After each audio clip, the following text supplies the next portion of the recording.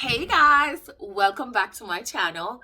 If you are new, glad to have you as part of the family. And if you are returning, hey, good to see you again. Listen, we have a very, very good discussion tonight. I know you guys watch Money Heist, right? You haven't?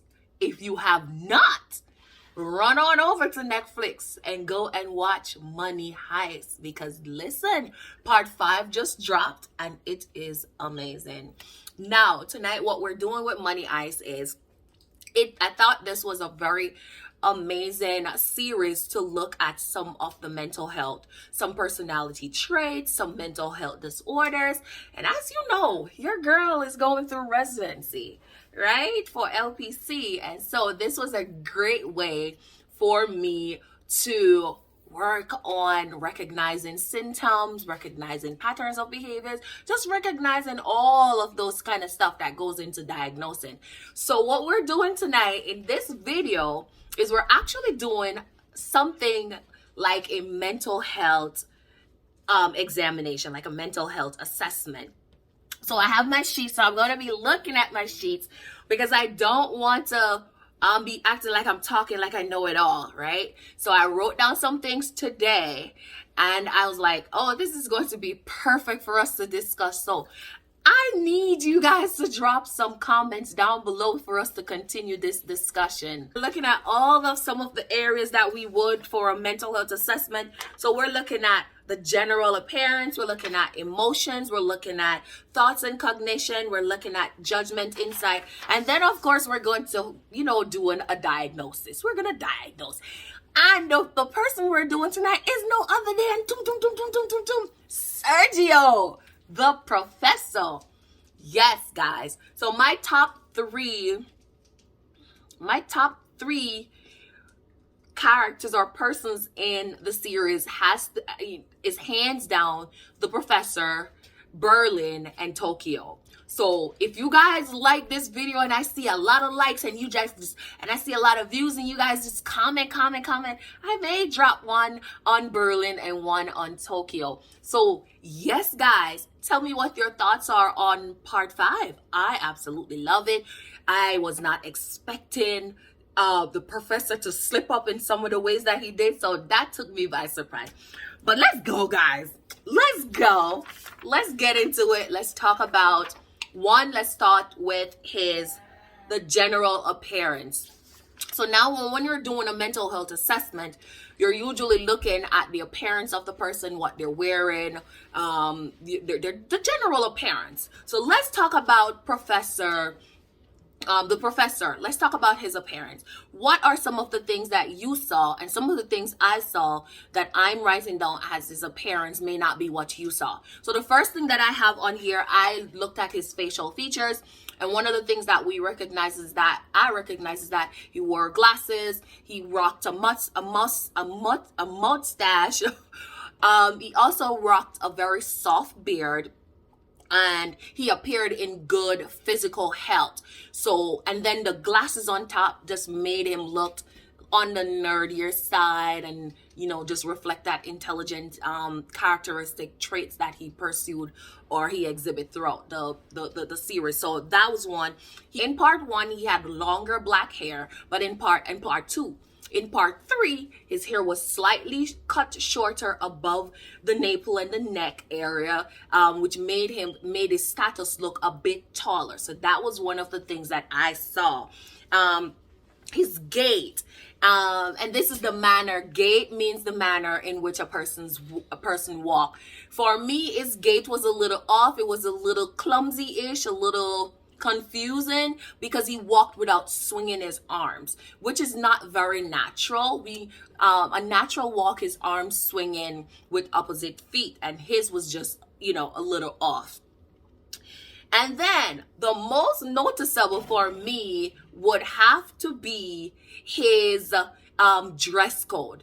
Rarely he was really seen without suit. Sometimes he rocked a oversized coat along with his tie. But for 95% of the time, he was in a tailored suit. Now, guys, let me know if that's what you saw along with the things that I just listed. And so, yes, with that being said, those are the key points that I picked up for the general appearance if I was assessing a client, and that's how I assessed them. Well, neatly dressed all the time. His appearance presented towards his characteristics. So that was a good one that I picked. He chose to join my video. He has his own channel, guys. Well, anyways, let's get back on. Get out my video. My name is Zyir. Bye. Guys, next up, we are talking about emotions. And when we're talking about emotions, we're talking about what we could see and then some of our interpretations of his emotions based on traits that he exhibits. So, the first noticeable of emotions for me was that he was just emotionally inept. And when we're talking about someone being emotionally inept, we are talking about them being emotionally unavailable. A lot of times we meet people who are just emotionally unavailable. They are loners. They prefer to be by themselves. They are just not ready for a relationship. And so Sergio exhibits that from the beginning of the series to the end. Even though he fell in love and was with Lisbon, he still was just emotionally detached for me. Facial expressions just didn't match up at all. So that was one for me. He hides his emotions a lot. One of the things that I figured out as the series, especially with series 5, with part 5, we found out a lot more about why he did some of the things that he did. And for me, I found that grief and trauma, he was hiding those emotions deep down and just masking everything else with this plan to rob the bank because of those emotions and feelings that he was hiding deep on down. So let me know if you guys picked up on that as well, because I certainly picked up more in series 5 about him hiding his emotions based on what we saw in part 5. The next one, as it relates to emotions, and this is a one that, you know what, I really didn't put a pin on it, or I didn't put a thought on it until later on when I was going back through, because I watched back part 4 and I was like, let me see if this is something that has to do with any mental health issues or just any symptoms. And bingo, your girl got it right. So if you guys notice, he plays with papers a lot whenever he got on the phone for those little talks with the police or any of that sort. And it is called origami. Now, origami is it is big in the Japanese culture. It is playing with paper, just folding paper into different shapes while you're talking with someone. And one of the things that I figured out about that is that he did that a lot when he was becoming anxious or feeling tense.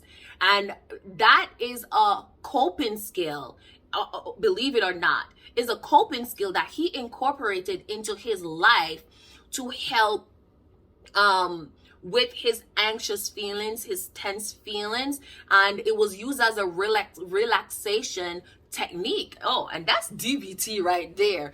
That's the DBT technique right there, if we want to go so in depth. But that was used as a relaxation technique to channel those tense emotions, those anxious emotions that he was feeling whenever he got on the phone to negotiate and to talk with the police and all those people. So I found that one to be very interesting. And then to find out that it is actually a part of a culture that was very educational for me. One of the other things as it relates to emotion is his controlled facial expressions. And I mentioned this a little earlier, but his controlled his facial expressions were very controlled. Very seldomly we saw like a person like you and I, normal person who is very expressive with the face, his was very controlled. We didn't know if he was sad, happy, 90% of the time, because those emotions were very controlled. The facial muscles were very trained to do the same thing most of the time. So I thought that was, very interesting. One of the other things that I saw too, as it relates to emotions, is that he's generally a calm person, not overly excited, not too, just almost like a flat affect. Oh, your girl is starting to sound like a professional. But yes, guys, just almost like a flat affect most of the times. That's what I got from him. There is a scene where in part 5, there's a scene when he kind of let his guard down and he smoked a cigarette and had 2 shots, and then he started dancing, and that was just outside of his normal character. So that is something that I'm going to go back on and look at to see what drove that behavior, which is outside of his ordinary behavior, because sometimes when people exhibit that, there is something going on. So I'm going to watch that part again and see what was going on, why he went way outside of the norm, because as we know, he didn't drink, he didn't smoke, he didn't do any substances, and so that was a shocker. So that was a good one. And then I have another one, the final one I have under emotions is hard to fall in love, but his loneliness draws him towards sensation and personal touch. And guys, this is key, because this sets us up for everything else that is to come as it relates to Sergio. Sergio is lonely. He has built up this coping skill over his lifetime due to the trauma and the grief of his dad passing, which we find out in part 5 how his dad dies.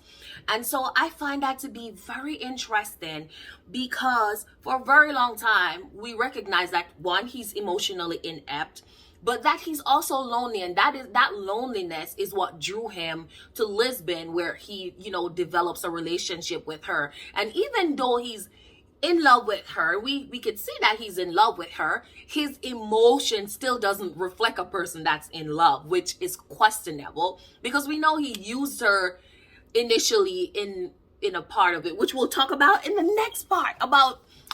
I'm getting ahead of myself because this is so exciting. So let's move on to the next one.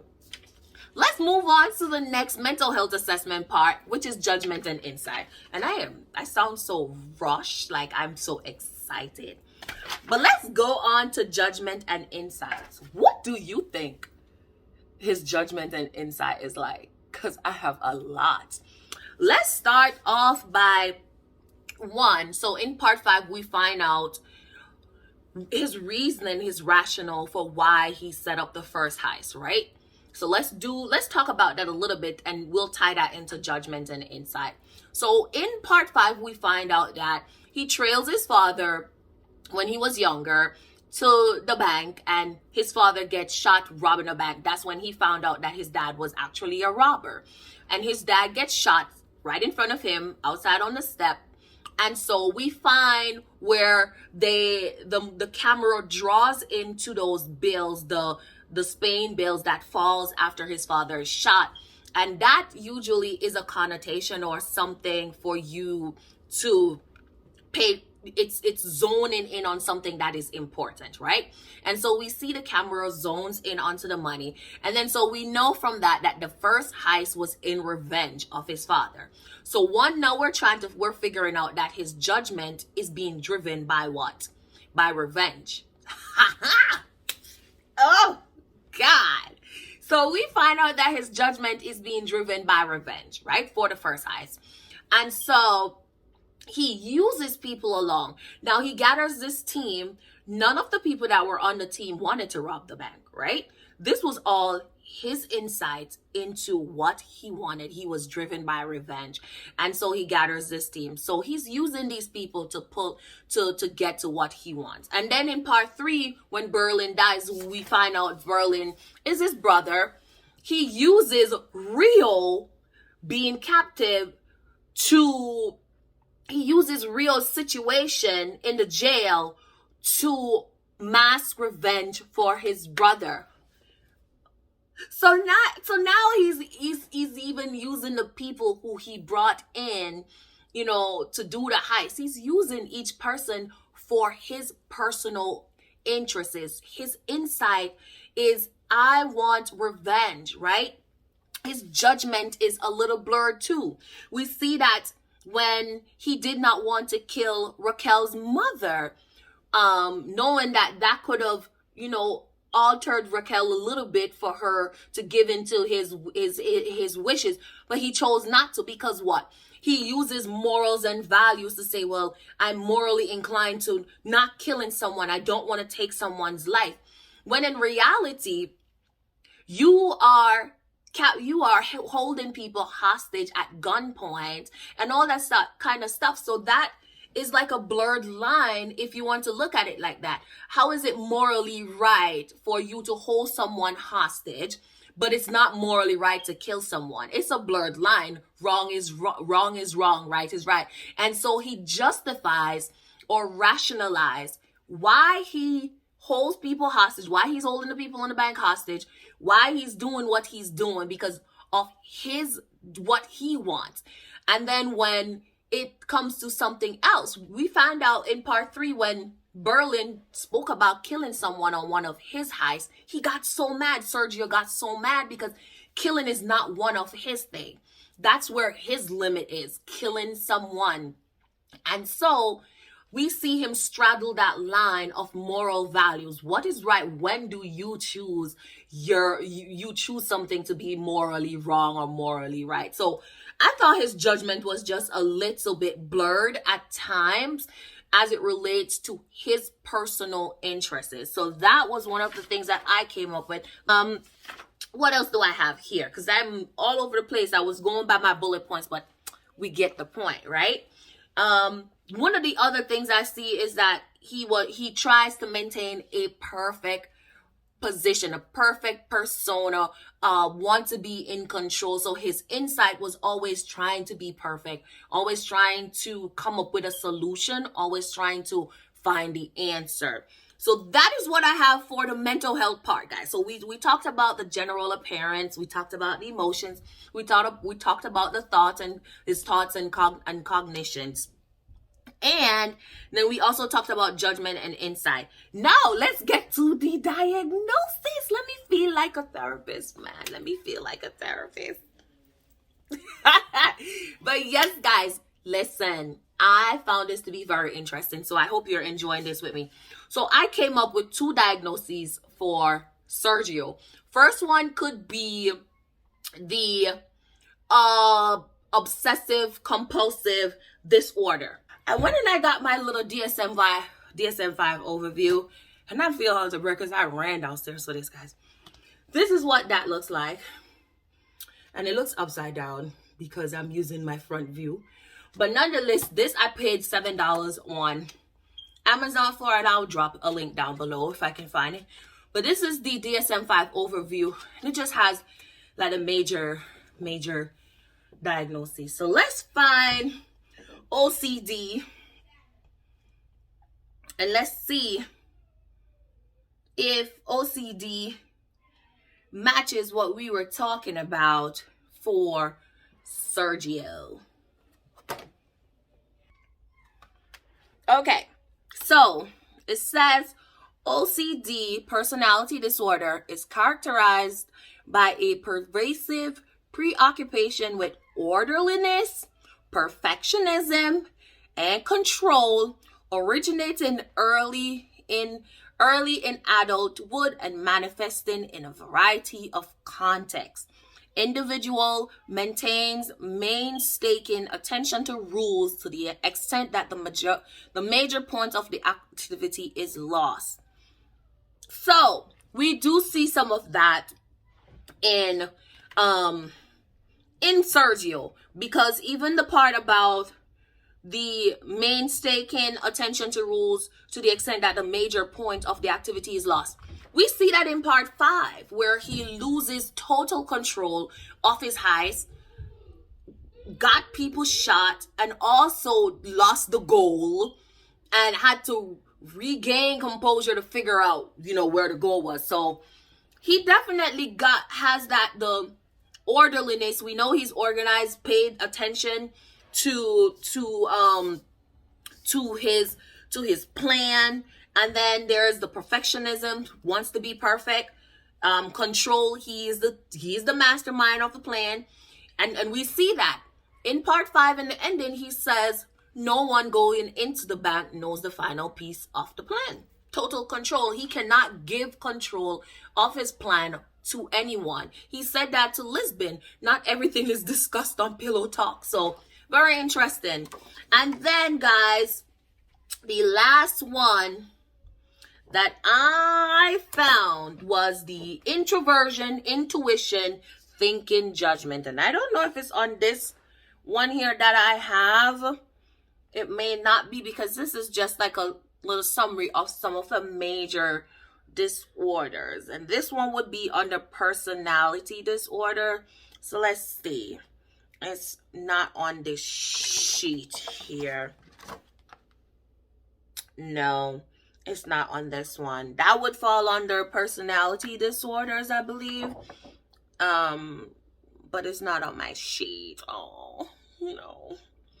Nonetheless, guys, I diagnosed him with introversion, intuition, thinking, judgment. And this breaks down as the introversion part is that introvert tends to draw energy from spending time alone. And we see that he was a loner for a very long time. He likes to be alone. The intuition part tends to love, explore new ideas and things in terms of the big picture. We hands down don't even need to talk about that anymore, because we saw that he was a quick thinker, came up with new ideas. He was sharp. The man was intelligent, very sharp. Then the T in the thinking part is thinking types tend to follow their heads and consider facts when making decisions. This was a big part of him. He was like a chess player.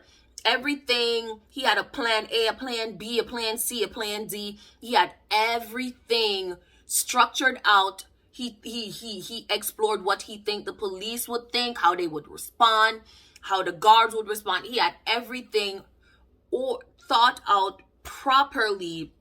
Even the negotiation piece, he had a plan A, like if the negotiator said this, if they asked for this, what he would present. Like it was very thought out. And then the last part of the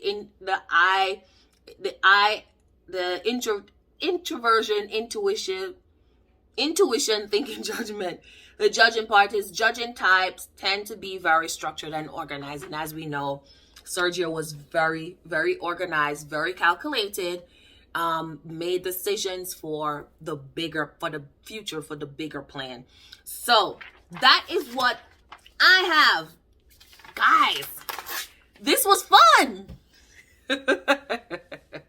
This was very fun. And I think I'm going to do this again, because this is making me a little sharper. It's making me very sharp on some of the things that I didn't know. Didn't really know anything about the OCD. So this made me do my research. I really had to look up in the DSM-5. I'm like, I had to watch the movie, but I was taking notes. But yes, guys, let me know what you think. What other diagnosis would you give Sergio? I know, there can be some other personality disorder there, but I don't know. You tell me. Give me something for me to go research and look at. But I think this was a good one. Sergio the Mastermind. Awesome character.